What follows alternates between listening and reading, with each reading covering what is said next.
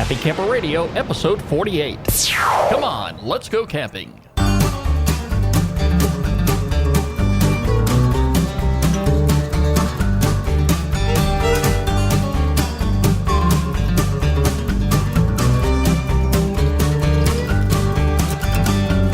We are back once again for another episode of the Happy Camper Radio Show, the only place you need to be when you're ready to talk camping. Camping is what we're about.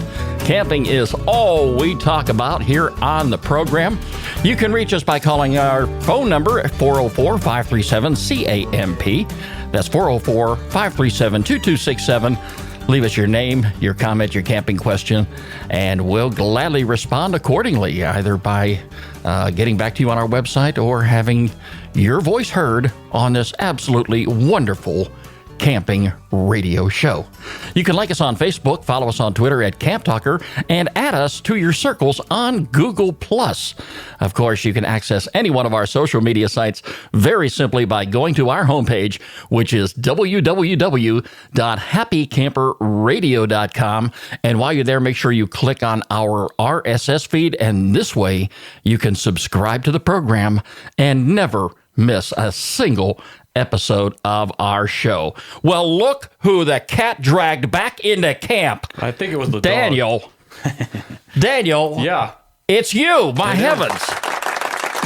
Well, you banned me from the show when I went to that hotel room and I didn't go camping. You what hotel room? Exactly. Daniel, you. Uh-oh. Cat's Daniel, out of you camp in a lot of hotel rooms, and we've discussed that before. You know, it's just, you know, we're going to have to educate you somehow and get you into the woods. But you know something?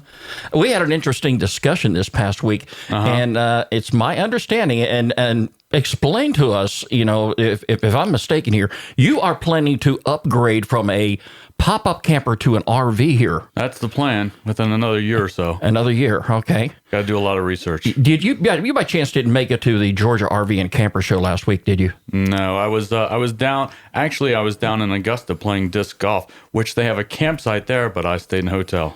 You missed an absolutely awesome I've been event. down there before. It's pretty cool. I was at awe with these motorhomes, and some of them, I mean, they had everything, including the kitchen sink. They didn't have any tents? They didn't have any tents, but you know, I looked at this one model, and every one of them had a sticker price outside the door before you stepped in, so you immediately knew what to expect as far as price-wise before you looked at the inside and seeing everything that they had to offer. And this one model, I was kind of surprised. It was like $339,000. Yeah.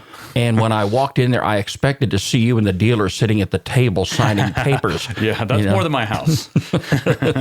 So what do you think about the hybrid campers? You see any of those? No.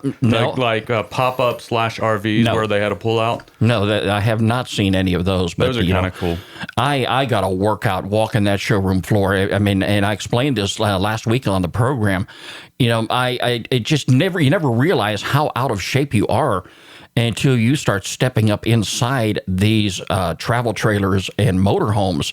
And I must have done that about 3 or 4 dozen times while I was there, in addition to walking the showroom floor. Yeah. But I was tired when I got out of there. It was a great show, though. I had a lot of good friends that I met out there. I met quite a few people, a lot of dealers, and I'm looking forward to the next show that's coming into town. All right, and let me know. Maybe if you're around and you're not shacked up in a hotel room somewhere, you know, that you'll be able to enjoy one of these events. Yeah. Okay. But hey, let's take a moment here and let's get our campfire lit. I'm not going to waste any time doing that. Wow. Feel the warmth from that fire. You didn't get that in the hotel room, did you? No, actually, they didn't even turn up the heat. It was kind of cold. Were you stranded in town like I was? No, I work 5 minutes from home. Oh, okay. It took me the same amount of time to get home as everyone else. That was an unbelievable experience, I'm telling you. But hey, you know, this week, you know, when we were talking, we started discussing this idea of you getting this new travel trailer, and it seems to be that you already have one picked out. And that is so cool. I mean, the one that you showed me, the brochure and everything. But you had an interesting question, and it really made me start to think a little bit. Hey, maybe that's something that we need to talk about, because I'm sure there are going to be individuals like yourself who are planning to go out and buy or upgrade from maybe a pop-up camper to a travel trailer, or maybe from a travel trailer to a motorhome. You just never know. But you had an interesting question, and even though we have talked about being prepared, and we talk about the Boy Scout motto and everything, but when you go camping, even if it's just a weekend away, and you're going to just say be gone for 3 or 4 days, right? You want to spend as much time as you possibly can at the campsite. You don't want to spend the majority of that time planning for your trip and running around and making sure that you have all of your supplies, because that's going to easily eat up a half a day right there. Yep. So you want to prepare your RV, so all you got to do is hook up and go. Exactly. All right, and we're going to talk about that before we get into anything. Daniel, we have a few new friends we want to welcome to the program here who reached out to us on social media this week. To Jeff Bond from Hayward, California, to Jesse Perry from Anchorage, Alaska, and to the fine folks over at the Pueblo El Mirage RV and Golf Resort in Arizona, and also to the Gold Canyon RV and Golf Resort. Welcome to the program, each and every one of you. We're glad to have you as part of our show. All right, now Daniel, when you load up your pop-up camper, and I know you haven't had it all that long, but take a moment to think about just how long it took you to prepare to go out on the road. This last trip I recall you went to was down to Disney World. Yep.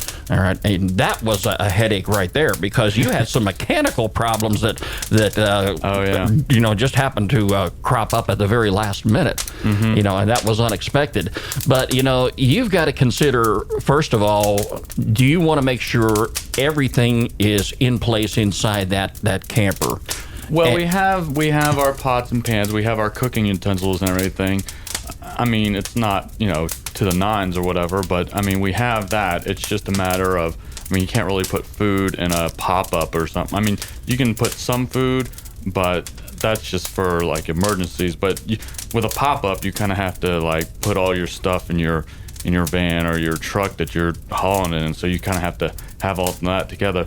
But what we thought about is maybe making a box. Like if people have a pop-up or something, making a camping box and just putting it to the side somewhere, and then when you're ready to go, take the box, put it in, there you go, you're good to go. It's runs on the same principle as this camping supply box that I have, that I have all kind of stuff in there. Yeah. That you sat there for months and shook your head, why are you bringing that stuff along with you? But that's the purpose of it. What you've got to keep in mind too is when you are purchasing a new RV or motorhome, and you're gonna pay for what you get. Some of the more luxurious models are going to have more storage space, and storage space is a key as to you bringing everything that you need and storing it in one convenient place. Now we are talking about the kitchen here right now. I have always said, let the wife take charge. If you're a married individual, the wife is going to really take charge of that kitchen anyway and decide what exactly is needed. And some of the things that, you definitely want to bring with you. You talked about the pots and pans. I have always said, at home, you're going to replace your pots and pans periodically, and that doesn't mean that the ones that you are removing from your household kitchen would not work good in your RV or your motorhome. Oh yeah, definitely. Just transfer them over. Why spend all that extra money to buy new stuff? The truck camper that I had. And in fact, I'm going to hopefully get that thing fixed up and sold here not too far down the road. I did the same thing, Daniel, when I bought that I'm calling it a pop-up camper. It's a truck camper. Yeah. All right, but I went ahead and I had everything in there that I needed. Daniel, I had a spice rack Oh, in wow. my neat Fancy. little kitchen. Yes, I included everything I possibly could because, yes, I wanted to make sure that when I loaded that camper onto my truck, that I was set to go. I tied it down. Everything was ready. Everything was there. Well, you mentioned that, your used stuff from your house, you'll put in your camper or something. But what I've found is if we need stuff, we usually go to like a thrift store or something, or like a Goodwill, and we'll get that stuff there, so we don't have to buy something brand new. And when we go camping, we're like, oh no, the coffee maker broke. I'm not going to go to Walmart or something and buy it. I'm going to go to like a Goodwill or a thrift store to get them for like $2 or $3, and they have all the utensils, all the pots and pans that you've ever wanted right there, and it's super cheap. And that's where I go to stock up on all my camping stuff. Well, that's really a matter of personal choice. And I have always said, in some cases, not all, but in some cases, when you are buying something used, you're buying somebody else's problems. I would hate to drive to the thrift store, which you're going to spend a couple bucks to do that anyway, and spend a couple bucks on the item only to bring it home to come to find out it doesn't work. So you're out $4 or $5. And a coffee maker, you and I know you can get them for as little as $19. But again, that's a matter of personal choice. You're talking about some of the other things at the thrift store, maybe some cups and some saucers and things like that. Yeah. You got to decide also what's going to work for you. Do you want to bring that along, or do you want to just go out and buy some paper plates, where you can immediately dispose of those things? Some of the other things, that your wife is probably going to think about and is already is out the gate on this here. Things like your dish soap, your hand soap, scouring pads, dish and hand towels, what have you. Let's talk about some of the food items, Daniel, that you may want to put in there too. Definitely, you want to have a lot of non-perishable stuff if you're going to stock your cabinets, so to speak, and have everything there that you need. You definitely want to make sure that stuff that you put in there, food that you put in there, has a decent shelf life to it. Yeah. So, consider that, your canned goods and what have you. Like, again, it comes right down to the point where you don't want to go out and spend a half a day doing your grocery shopping, running around to the hardware store because you think you need this, because maybe you forgot some bug spray and what have you. That eats up a lot of time.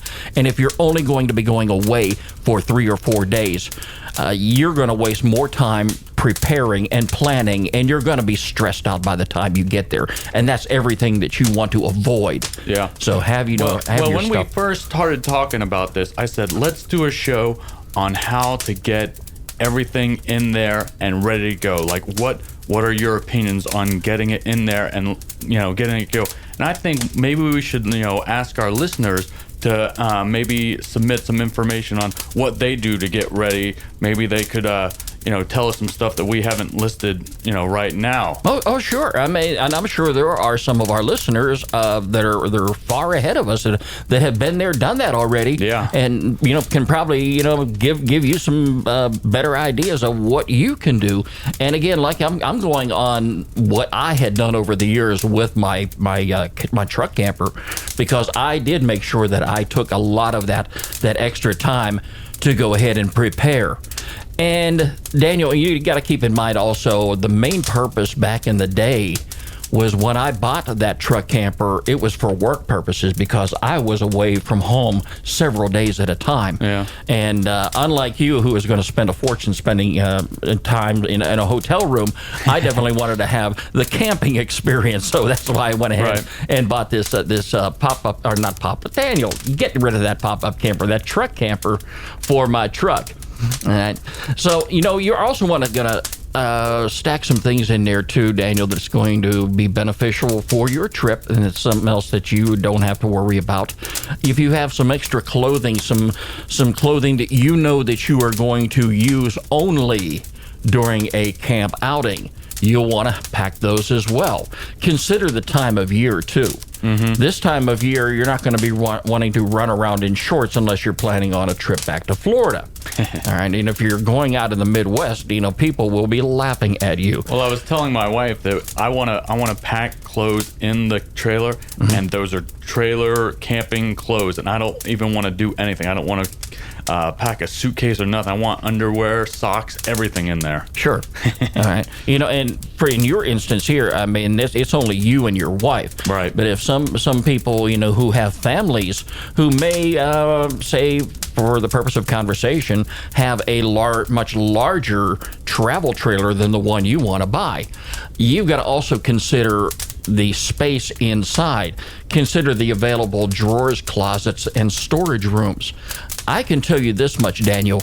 When I bought my truck camper and went camping for the very first time, and it was local, I had family come into town. And even though my camper is designed to sleep 4 people, we got 4 people in there just like we would in a tent where, you've got sardines in a can if you're going to put 4 people in a tent that's designed to sleep 4 people. The problem was there is no storage room inside that truck camper, meaning that every time we stepped inside, we were climbing over luggage. Ugh. Yeah, and it was just the most uncomfortable situation possible. So you've got to keep in mind, too, if you have the drawer space, the closet space, any other storage room that you can accommodate these items that you want to put away for that trip. All right, that's something else you've got to think about. You also got to remember to pack for the kids, too, because the kids are not going to be able to think for themselves. And there you go, Mom. That's another responsibility that, unfortunately, you probably will be the one to have. You're also going to have to remember, too, to bring a clothes bag and some laundry detergent. If you're going to have those clothes there, if you're going to a public campground, most likely they're going to have laundry facilities.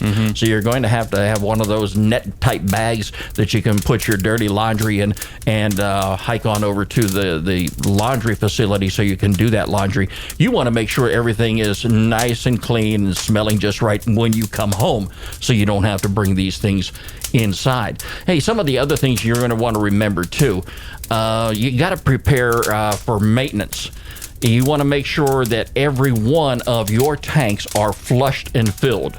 And that means you're going to want to have fresh water. If you've got any water that's been sitting inside your truck camper or your pop-up or your travel trailer or motorhome, you want to make sure that those tanks are flushed and filled with fresh water. I think when people usually buy their campers from like an RV place, they'll kind of give you like a crash course in maintenance and how much water you have to have, how you do this, how you do that, how you hook up stuff, how you because I know my parents, they go up to their trailer in the mountains and they always winterize it, to get all the water out to winterize it so the pipes don't bust from stuff like that. But another thing that we never think about is first aid stuff like Band-Aids and bandages, because you never know what's going to happen. I mean, basically there's 2 kinds of lists. There's a everything list and there's a have to have. You have to have plates, you have to have silverware, you have to have like paper towels and stuff, and you have to have first aid stuff. I mean, there's some other stuff that you don't really have to have, but there are some things that you have to have in there. You know what I mean? Yeah, well, a first aid kit is a must. And granted, you should be carrying one along in your travel trailer or your motorhome. But just a couple weeks ago, Daniel, when I did that big hour-long episode on the wintertime emergency travel and being stuck on the interstate and having to live out of your vehicle, one of the things that you should have in your vehicle itself is a first aid kit. So, if you don't have one in your RV or your motorhome, you definitely should be carrying one inside your vehicle. And granted, the first aid kit is, regardless of what type you get, it's not going to take up a whole lot of space. Now, you mentioned, when you buy your travel trailer or your motorhome or your RV from your dealer, yes, they're going to give you a crash course. And believe me, I went through that, and it is exactly that. It is a crash course. They're not going to go over all all of the fine points. You're going to get a manual that comes along with that. That is your Bible. That is something that you should be carrying with your RV or your motorhome or your travel trailer, your pop-up, whatever it is. It should be stored away in there somewhere where you can easily pull it out and go over anything that you need to look over before you take the thing out on the road. You got to consider the maintenance checks too. Your tires, your spare jack, your lug wrench, you've got to have those things in place. And when you bought your pop-up, correct me if I'm mistaken here, because I am kind of getting old and losing my mind a little bit, but you didn't actually have a lug wrench in the event that you had a flat tire. No, I didn't. No, you come over and you borrowed something. Did I ever get that back? I think I did. I bought one for myself finally. I don't know. I'm going to have to go down and check in my tool chest here because I know you needed something. This is something you definitely want to make sure you have. You don't want to be out on the interstate somewhere down, maybe even on a side road, and have a tire blow out on your travel trailer, and then you're wondering what on earth you're going to do because you may not have any cell phone signals in that area. It's going to be important that you have everything in place that you need. Well, there's something else that I just thought of that you can do when you buy a new trailer. There are thousands and thousands of videos on YouTube that'll show you different trailers and different things about that trailer. So sometimes you can look up your specific trailer and look up maintenance or look up whatever you're having an issue with, or just general. And you had that crash course lesson at the dealership, but if you ever need a refresher, I think the internet and places like YouTube and videos like that are a pretty smart place to go, in this new age of technology and stuff. That's the power of the internet right there. I mean, I think back, 20, 30 years ago when we didn't have that. Today, how could you survive without it? Yeah. You'd be making trips to the public library hoping that you could find what you needed there. Exactly. I mean, and this is not, I'm not bashing the public libraries in any way, shape, or form, because, they're in every community and they are still wonderful establishments, and a great place to meet people too. But yes, there are some, great things you can research. Even the company that built your RV or motorhome will have a website that you can go to and just pick up the phone and call the number that they have available, because even if it's an older model, let's just say you're buying something used. And Daniel, I am not a used camper kind of guy. I'm not going to buy a used some pretty tent. nice ones when we went out there. Yeah, we went out there and we saw some pretty nice ones. They do different setups each year, so it's not too bad. But, even if you don't have a manual available online and you have a question that pertains to the model that you have, you might be able to call the dealer up, and they're probably going to have a manual right there and be able to answer your question and, and get you straight. But, the operations manual, definitely, it is something that you're going to want to keep in your travel trailer, your motorhome, your RV, whatever it is that you're using. And you're going to want to follow all manufacturer recommendations to the letter. And Daniel, something else you need to make sure you have room for, especially with the temperatures beginning to warm up. And these past couple of weeks, I've been able to look out the studio window here and see the sun shining. And that's something we haven't had the opportunity to see in quite a long time. But I'm keeping my head up, and I'm knowing that, the spring camping season is just around the corner. And when that happens, everybody is going to be in full gear and ready to go to their local campground, to their public campground, wherever they're going to go camping at. And I am so much looking forward to it, regardless of how much space, how little space that you may have in your RV, your travel trailer, motorhome. One of the things you do not want to forget, Daniel, is the bug spray. Yeah. Make sure you carry plenty of bug spray with you. The bugs are going to be there. The mosquitoes are going to bite. They are not going to go away. The best thing you can do is try to keep them off of you and keep them away from you. Now, have you seen this thing where you wear it on your belt? And it's like a little thing. It's like a little disc thing. I think Off makes it. but basically that's supposed to keep the mosquitoes and stuff off you. I don't know. I mean, I'm sure me and you don't have a problem, but I know some people might have like an issue with the bug spray with their skin and everything, and that might be a smarter alternative, and you don't feel all greasy, because I know if I lather that stuff up, I feel kind of greasy and dirty. Well, one of our listeners, Arnold from Jacksonville, Florida, wrote the show last week and had a question about that. You know, you definitely don't want to put some of this stuff on your skin. You know, maybe somebody's skin may be a little more sensitive than say maybe you or me. Mm-hmm. But, you know, you can always spray it onto your clothing. And something else, and I'm not saying that this will work in all cases, but my wife years ago swore by this Avon product called Skin So Soft.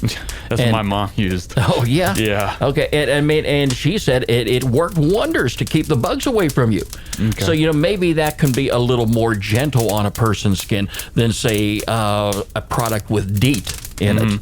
So, you know, let's put it out there for our listeners. Let's ask them, you know, if they have any ideas, or maybe there's like some home remedies. There's all kinds of crazy things that people do that sometimes they actually work. So I'd like to put it out to our listeners to maybe write in and tell us, you know, what they do to keep the bugs off, you know, along with all the other questions and topics that have come up today. Yeah, and that's very simple for anybody to do. All they have to do is go to our webpage, which is www.happycamperradio.com, and right there at the very top of the page, click the Contact Us button and throw your the content of your question out there. You know, anything that you want to add, that something maybe you have an answer to something that Daniel and I have been talking about today that you would like to share with our listeners. And believe me, we'll throw it out there on our next episode when we get back into the studio again. It's time now for our featured campground of the week right here on the Happy Camper Radio Show.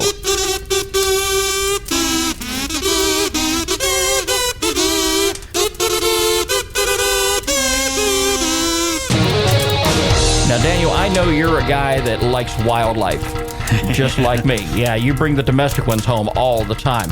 But if I had the opportunity to load my gear up right this moment and I had a place to go, it would be up on the East Coast. And Daniel, this is a place unlike no other I have ever been to. It is the Assateague National Seashore. Let me start that again. It's the Assateague Island National Seashore in Maryland.